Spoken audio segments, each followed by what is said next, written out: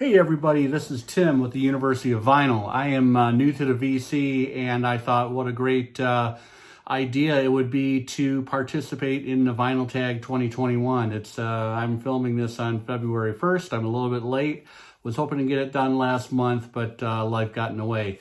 I put out about 4 videos now, and I'm hoping this will maybe help a little bit on the discovery side for my fledgling channel. And I want to thank Andrew from Tales from the Crate for getting this started this year. I guess this is an annual tradition, the vinyltag. And I don't know the entire history, but I do know that Andrew's vinyltag 2021 seems to be the tag of record. So here we go. There's a series of questions that Andrew put out. Of course, this is meant to highlight our collections, and I'll be doing the same. A discovery in 2020. So I showed this on a previous video, but I recently had a hankering, you know what, I need to get a definitive copy of the White Album. And I prefer the stereo cut over the mono cut. That's just me. I like the way it sounds. After doing a bunch of research, I found out that, you know, the UK first run pressings are skyrocketing. They're out of control. Just wasn't gonna dip into my pocket for one of those. But I did find in some research, it's a White Album, not a whole lot to show you here. This is a 1985 direct metal mastering reissue in Germany. So it's a German press, 1985. This was a near mint copy that came to me from the original owner in Wilmette, Illinois. Found it on Discogs, like I've done so much over the past year, so many purchases. But I love this because it had all the portraits. Everything was mint, including the poster. So that was a discovery I had in 2020, finding my forever copy of the White Album. Quarantine Buy number 2. You know, right when the lockdown began, the whole epidemic, it was in mid-March. And Bob Dylan came out of the blue, I think it was a Friday night, and released a 17-minute single called Murder Most Foul. You know, it had the artwork of, there was that famous portrait of John F. Kennedy, and the mainstream press were saying, oh, it's Bob Dylan's ode to the Kennedy assassination, looking back. But if you listen to that song, it's a lot more than that. There's a lot of history. It's kind of a freewheeling, you know, look at American history from the Kennedy assassination up to almost present day. So shortly thereafter, he released a couple more songs online that he had never really done before, you know, dropped on YouTube, Spotify, etc. And then finally came the word that he was going to have an album of originals called Rough and Rowdy Ways. I went ahead and put in a pre-order on the Bob Dylan website. This is a black vinyl copy. I didn't get the limited edition gold, but this thing sounds amazing. Bob Dylan, 79 years old, I believe he hit 79 this past year. Putting out the quality of music is amazing. A lot of people were concerned because he was doing, you know, the cover, the Bob Dylan American Standard Songbook for I think three different releases, not just one. And he hadn't had an original release of songs since 2012. But I was happy to get this. I'm going to call this my quarantine buy. There were a lot more others, but I thought I'd key in on this one. Next question. An LP you want to find in 2021. So for me, that would be Kamakuriad from Donald Fagen. released in 1993, produced by Walter Becker. This album I have on DVD-A. I've got a CD of it as well. There were some vinyl issues, of course, released in 93. They're hard to come by. They're a couple $100 in decent condition. Hard to find in the US on Discogs. I ordered a couple things from overseas last spring and moving into summer. They never arrived. So I'm done with overseas shipping, at least until the pandemic is over. But yeah, I'd love to find a copy of Kamakiriad on vinyl. That's Fagen's second solo album. Really, really excellent album. On the Dunes and Snowblind are a couple of my favorite tracks on that album. A box set from your collection. So this was a Black Friday purchase, actually, this past year. The weird three staged record store days, and this is the Asylum years, John Prine. There's some great albums on here that were getting a little bit difficult to find. Bruised Orange, Pink Cadillac, and Storm Windows. I wouldn't call these the most premier albums by Prine, but I went into one of my favorite record stores in Boulder, Colorado on Black Friday, and this was available, and I picked it up. Glad to have it in the collection. A concept album is next. I couldn't find, my initial idea was to show From the Inside from Alice Cooper. The Mental Asylum album that had several players from that he had borrowed from Elton John's band. But what I did find, and this could be a stretch, this is Rupert Holmes, and it's Singles on Epic. I believe this came out in 1976, and I think this was Rupert's last album on this label. The story behind this is his label were upset that Holmes had not had a breakout single yet. And they kept harping on to him, we need a single, where's the single? So Holmes went out and wrote and produced a variety of really fantastic songs. This is a great album if you've never heard it before.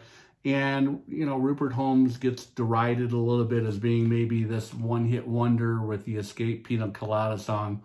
I actually talked about Rupert Holmes in one of my earlier videos. So sorry, folks, if you saw that already, but I didn't show this album, though. But kind of a funny concept. Holmes said, well, hey, let's try our best and let's really throw everything into a group of songs that are singles. And he did everything from reggae to pop standards to almost punk. Kind of a cool listen. That's my concept album.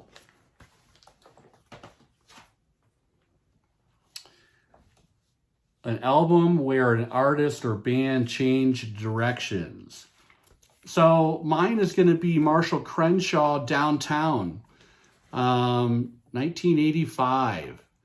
And Crenshaw, prototypical power pop guy. His debut, of course, did amazing. Field Day came out, same kind of style of songs, but he definitely changed direction with this. He kind of moved more into a country and western and even blues. Some of the songs on this, we've got Blues is King, which is a really good song. Terrifying Love. Little Wild One was the lead track. T-Bone Burnett had a hand in the production of this LP. But Marshall Crenshaw did a 180 with this album. It's one of my favorite albums by Crenshaw. It's also pressed very well. It's a Bob Ludwig cut. Great sounding album.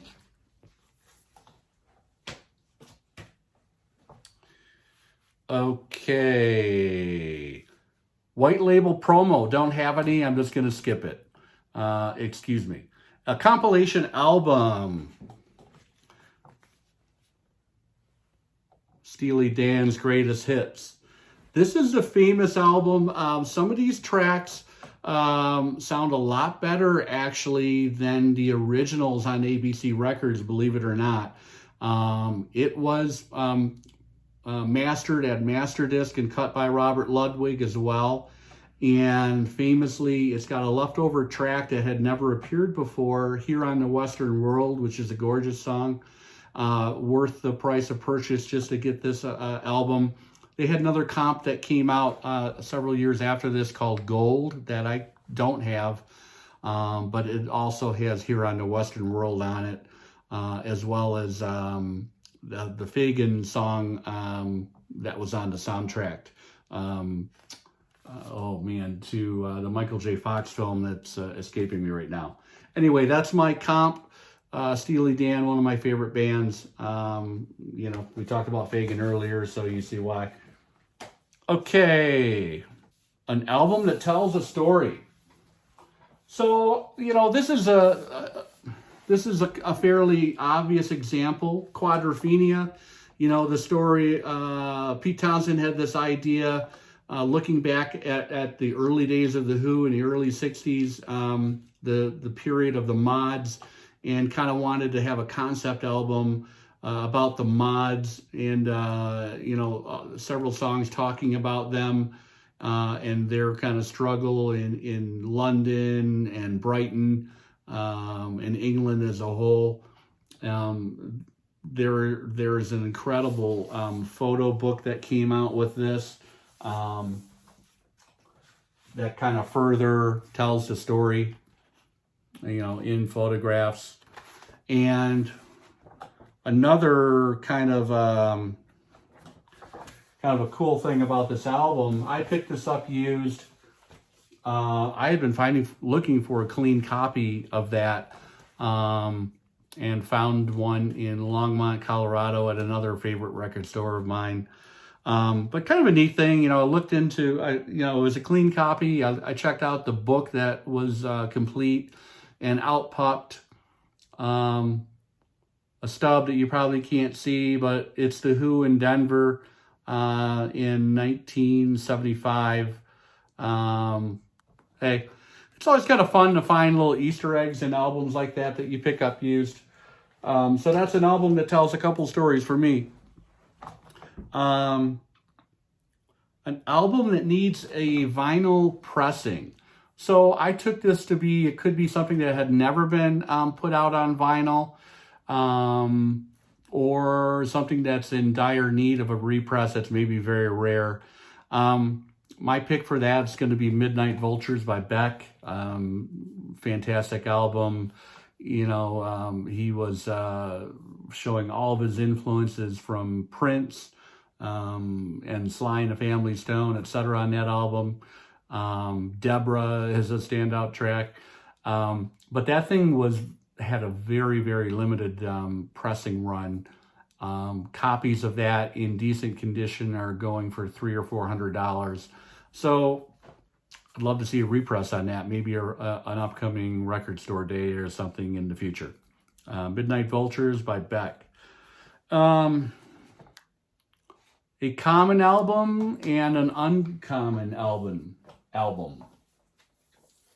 So, an artist that kind of gets a little bit derided sometimes, Billy Squier. This is a common album, Emotions in Motion. The title track was great. There's a hype sticker. A little bit of trivia. Album cover artwork, Andy Warhol. Anyway, there's a common album. An uncommon album. I talked earlier in one of my previous videos about Emmet Rhodes. And this is his second album. He put out 3 albums in kind of close succession in the early 70s. This is his second album, Mirrors. And I went out and kind of sought it out after his death last summer, after I'd heard about that. and found his self-titled and This Together on eBay. But I don't think this is a very easy to find. So there's an uncommon album. Really cool album. Emmet Rhodes, kind of Paul McCartney-ish, power pop. Great artist. Show an EP. Hey, I had to do it. Chronic Town, REM, 1982. What an EP that was. It's on IRS Records. It's also on the Quiex vinyl, so it's translucent. Did a little video on Quiex vinyl a couple videos ago. Check it out. Kind of a cool story. A girl group. So I don't have, believe it or not, at the moment, I don't have any Supremes. I don't have any Go-Go's. This is what I'm going to call my girl group. Hopefully you guys will, and ladies will accept it. Andrew as well. Aretha Now, what an album. What a gorgeous pressing this was. This is mono. This is Vinyl Me Please. It came out, I want to say this was released in the fall of 2019. Vinyl Me Please. I had never purchased anything, any of their pressings. Was pleasantly surprised. You know, it's got the little booklet inside talking about the history of the album, etc., etc. Very nice tip-on cover, heavy-duty cardboard. Of course, it's 180 gram. Really nice pressing. Great album by Aretha Franklin. An album cover you love.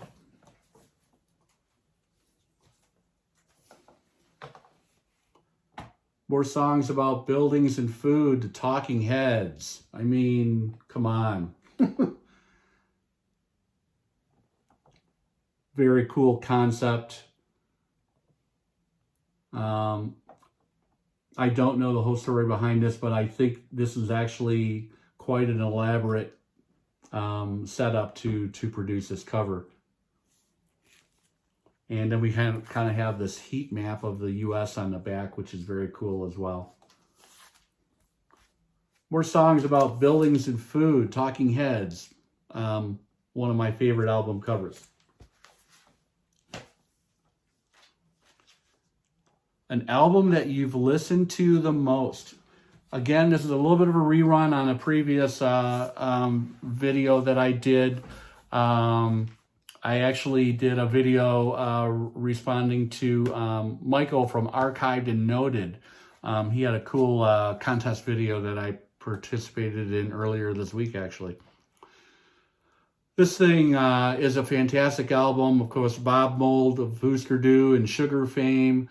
This after Husker Du broke up, this came out. This was Bob's initial solo album, spring of 1989. You know, the long story is that he grew tired of the power pop, the post punk, the churning flying V guitar that he was known for. Traded that in for an acoustic and a 12-string. Bought a house in northern Minnesota, holed up there, workshopped, came out with an incredible collection of songs. Wishing Well, Sunspots, which was that beautiful instrumental that led off the album. See a Little Light, of course. Brasilia, Cross the Trenton. Great album. I've listened to this so many times. This is the 25th anniversary edition that came out in 2014, I believe, if my math is correct. Really good album. Very folk flavored. There's a lot of Richard Thompson influences on here, some Pete Townsend as well. But it's not 100% quiet. Knowing Bob Mould, that's impossible. So he does rave it up a bit on this as well. Okay. An album you had to get an OG copy of. Had to be The Nightfly, Donald Fagen. This is a master disc copy, cut by Robert Ludwig. This sounds incredible. And these are pretty easy to find out there, okay? You should be able to find this for $10, $12, $15 at several different reputable used record stores today in America. What an album. And just sounds great. I would love to get that One Step Mo-Fi. Maybe that's next, but I'm really happy with that cut. The last album you purchased just arrived today. Folk singer Muddy Waters, Analog Productions. I have Michael from 45 RPM Audiophile to blame. I'm addicted to that guy's videos, and every time I watch one, I end up ordering stuff. Hey, which is a good thing. So anyway, that's the last album, the most recent album that I purchased. It actually just arrived about an hour ago, direct from Acoustic Sounds. Looking forward to giving that a listen. An album they don't get. So I'm going to take a little bit of a liberty here and kind of go back in history with this album. When this came out, it came out immediately after this band's biggest album ever, and one of the best-selling albums of all time. I think it goes between Michael Jackson, Thriller. He's probably lost some ground over the last few years, maybe. The Eagles' Greatest Hits, and Fleetwood Mac's Rumors. Well, this was Tusk. It's a double album. Most people here know the story. Lindsey Buckingham really kind of took control and convinced the band to kind of follow his vision on this double album. And there is a lot of quirkiness here. It's not a carbon copy, formulaic rerun of Rumors at all. And I love it for that. Really good album. Not a gatefold, wish it was. This is an OG copy as well, and it sounds great too. Also could qualify as a common record, pretty easy to find. But back to the story, an album they didn't get. A lot of critics, when this thing came out, is like, what is this? You know, this is not the Fleetwood Mac that we know and love from Rumors. And it took years for people to appreciate this album, but when it came out, a lot of people didn't get it. It was out of left field. A punk album, or the closest thing you have to it. I'm going to throw this out there. London Calling, The Clash. My wife and I, in one of the last trips that we took before the pandemic, it was in November of 2019, took a little vacation to Scotland and had a couple nights in London on either side of the trip. And the London Museum, this was the 40th anniversary of the release of London Calling. They had an awesome exhibit on the history of this album. They had Simone's bass guitar in a glass display case. They had lyric sheets. They had interactive, press interviews from the time period. They showed the Elvis album, of course, that this thing is based off of, the album art. Really cool exhibit. We're glad that we had a chance to see that. London Calling, that's my punk album. Although at that point they were moving to, I'd say that their debut release is more punk than that, but we're going to call it punk. Okay. We're on the last question. Favorite 2020 reissue. One of my favorite bands in the world is XTC. And this is Apple Venus. This is their second to last released album, and this is incredible. This had only been on CD before, if I'm correct. Andy Partridge has got, he's affiliated with an imprint, a label called Ape House in the UK, of course. They're reissuing all of the XTC albums. This is just an incredible album. If you haven't heard it, it's kind of a lesser known album. To my ears, it sounds better than, the CD was okay, perfectly acceptable. But this sounds great. XTC, Apple Venus, Ape House. Pretty, it just came out in last fall, so you can still find these. That is my Vinyl Tag 2021. Thank you very much for watching. Thanks, Andrew, for initiating this whole thing. That's my response. Again, I am the University of Vinyl. My name is Tim. I'm new to the VC. I'm hoping I'll get a little more discovery, some people checking me out. I want to say that so far I've had a lot of fun doing this. I'm kind of sharing stories and experiences and kind of highlighting my collection. I'm looking forward to more, and if you would like to subscribe and see more, I'd appreciate it. Have a great day.